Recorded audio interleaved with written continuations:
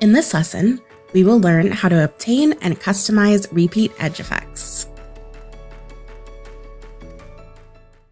We will cover the following: obtaining the effects from images, and tips on customizing effects to create more irregular edge effects. For this lesson, you can download the BW file of the denim skirt or use the denim skirt you have created previously.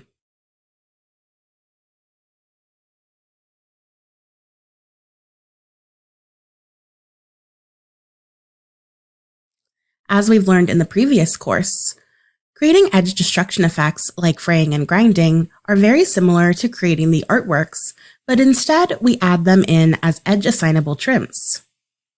When creating the edge assignable trims, ensure that the image extracted is tileable, like this. Similar to what we've covered previously, you can obtain these effects from images. These images can be captured or downloaded or purchased from online sources. We will try to extract the edge effects from this image. The images for this lesson are provided in the Download section. We drag and drop the image into Photoshop to load it. Note that we should use good quality images. There's no specific resolution, but ensuring that we use an image that is not blurry or pixelated in VStitcher is sufficient. We start by cropping the image using the crop function. We only want the portion of the effect.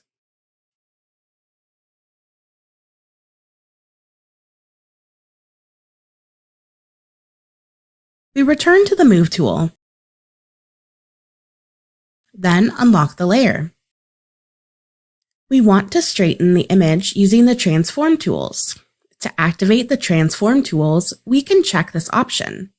Alternatively, click Command+T for Mac users and Control+T for Windows users. We straighten the image as much as possible. To make sure the image is straight, we want to add rulers so that we can align the image as we work on it. If you don't see rulers, go to View and click on Rulers.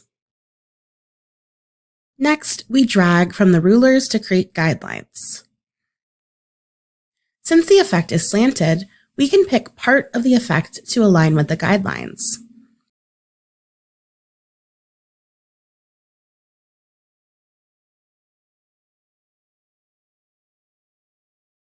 We need to add horizontal rulers to determine the bounding box of the trim we are extracting.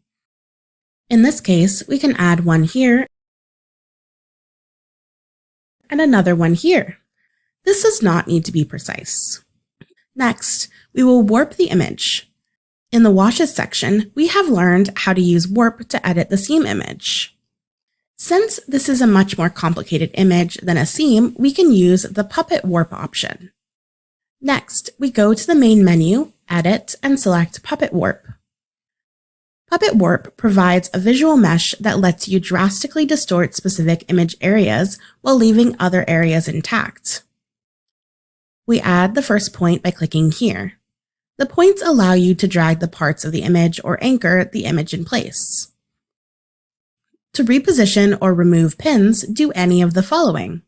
Drag the pins to warp the mesh. Remove selected pins by pressing Delete. When adjusting the pins, we can also rotate the mesh around a pin. To do so, we select the point, press Alt for Windows or Option for Mac. Position the cursor near to but not over the pins. When a circle appears, drag to visually rotate the mesh.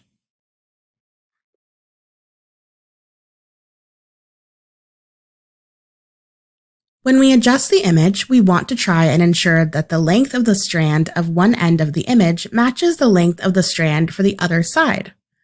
This is to ensure that the image would be seamless. We can use the rulers to help with alignment.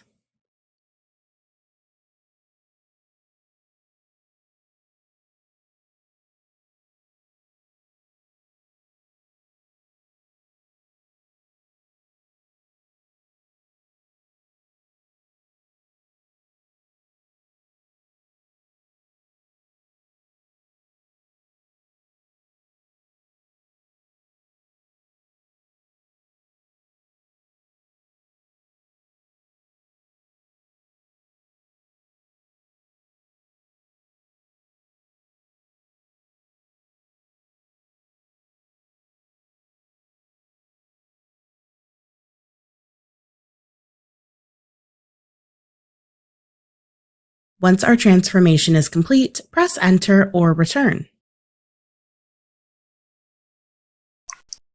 Pause the lesson here to complete adjusting the image using Puppet Warp.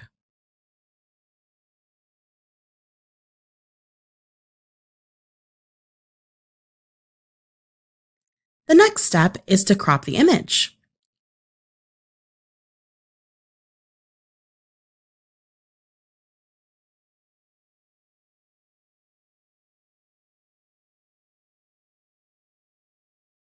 Then we want to edit out the background. We can use the eraser, the quick selection tool, or the lasso tool to remove the background. Let's try using the quick selection tool this time round. With the quick selection tool, we select the background of the image carefully. We can adjust the size of the selection tool by clicking on these keys.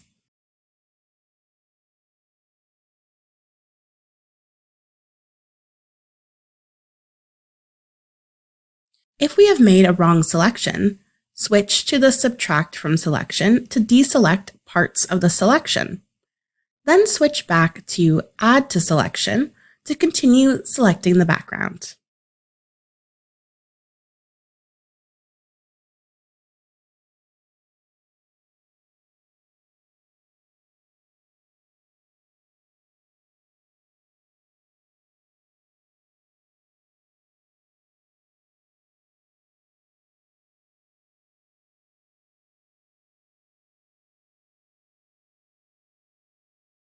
Once the background is selected, we right-click on the selection and click Feather.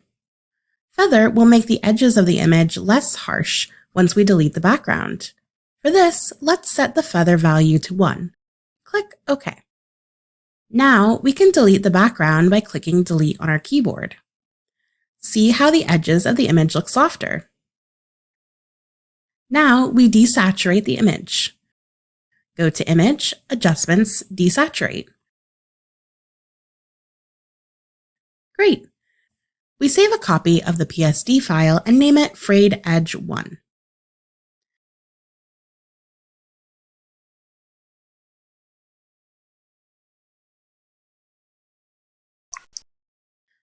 Pause the lesson here to complete editing and saving the file.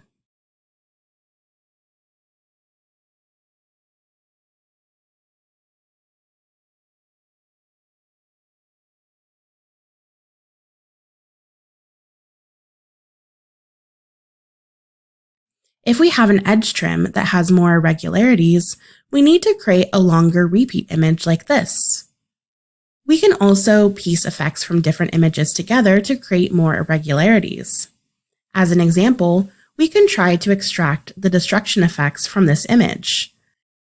We want to remove the background and leave just the top and bottom parts of the image.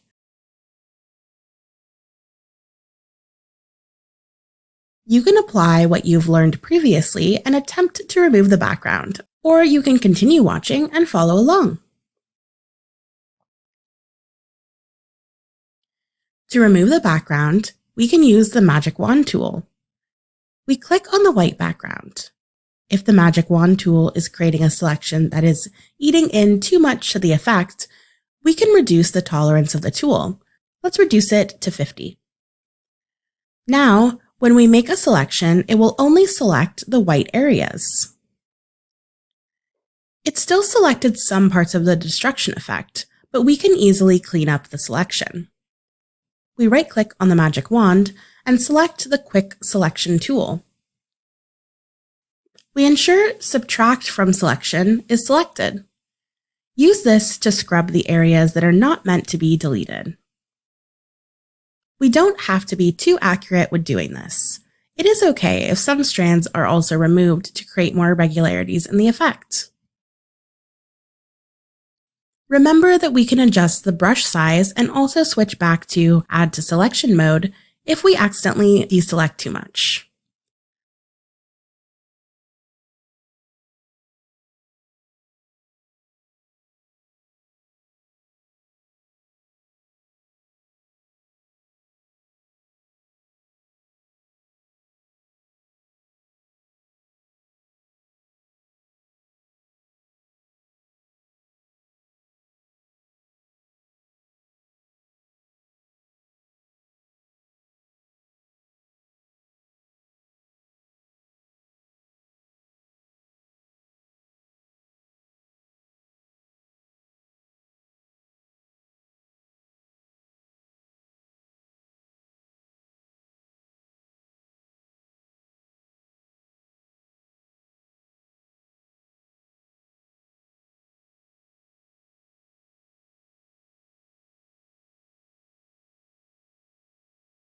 Once the selection has been cleaned up, we unlock the layer by clicking on the lock icon.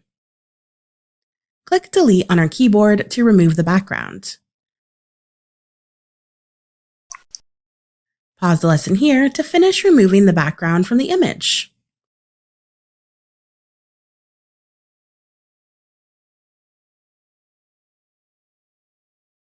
We will be making use of the effect at the bottom to join it with the effect at the top. Using the rectangular marquee tool, select the bottom part of the image. Right-click and select Layer via Cut. This part of the image is now on a separate layer, which would make it easier to edit. Select the layer and we activate the transformation tools by clicking Command-T for Mac users or Control-T for Windows users. Right-click on the layer and flip vertical. We use the Move tool to move the layer next to the top image. Use the Crop tool to increase the canvas. This fits nicely, so we do not have to edit it. We can also overlap the layer slightly to make the joint look more natural.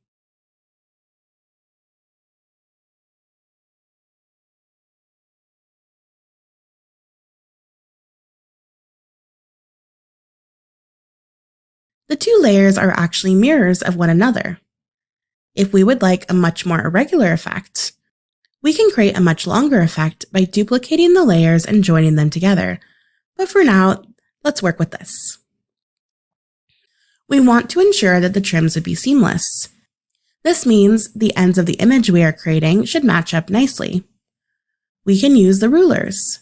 Drag two rulers and match up the ruler to the highest and lowest part of the effect on the left side.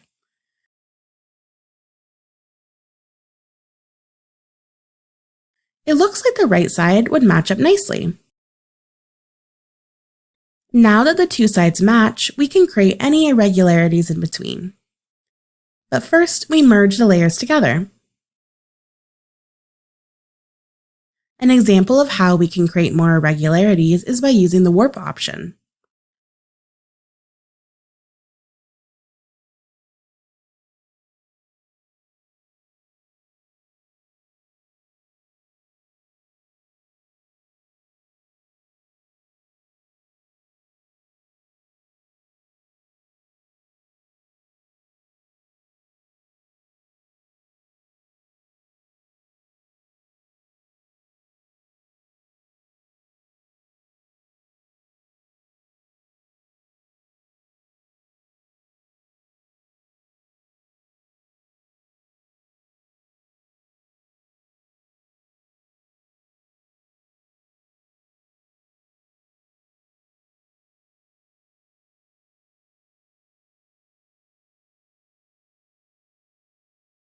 We can erase some parts of the effect. When doing this, you should use a small brush size and do short strokes up so the strands will look more irregular.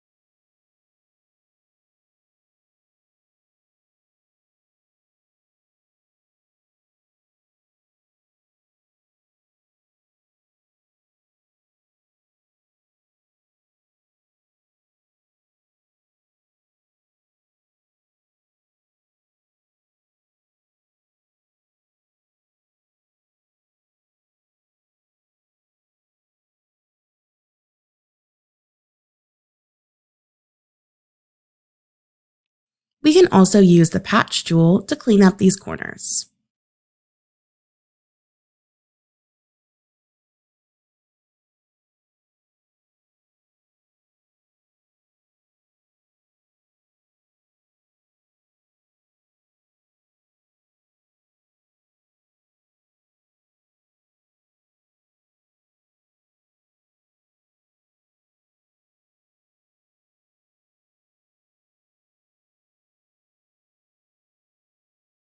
We can do whatever we want to the middle as long as the two corners remain within the boundaries of the ruler set.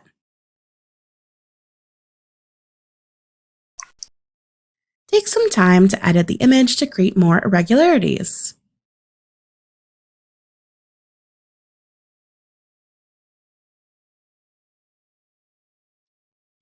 The last step is to remove the denim fabric from the image. We can use the polygonal lasso tool for this. When using the polygonal lasso tool, we use it like the pen tool, but we are not able to create curves. So we just click along where we want the section to be. If we click wrongly, we click on delete, then continue to make a selection.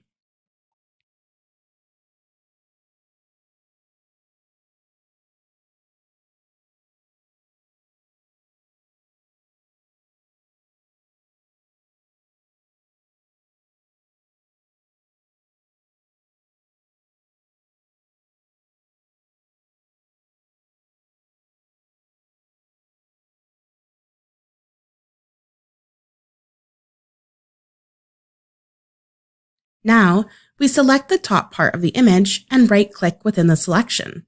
Click Feather. We input a value below 10 depending on how much we want to feather. Now we delete the selection. We can use the Erase tool to clean up where necessary.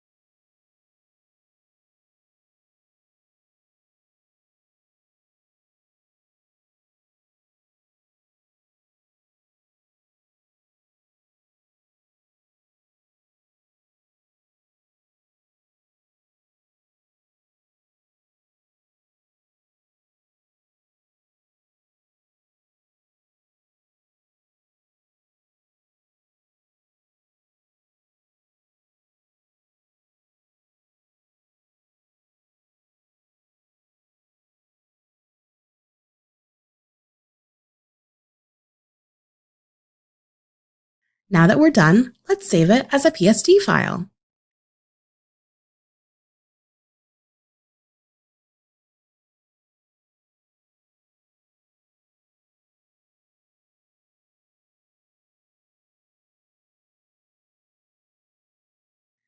We will learn how to add such effects to the garment in the next lesson.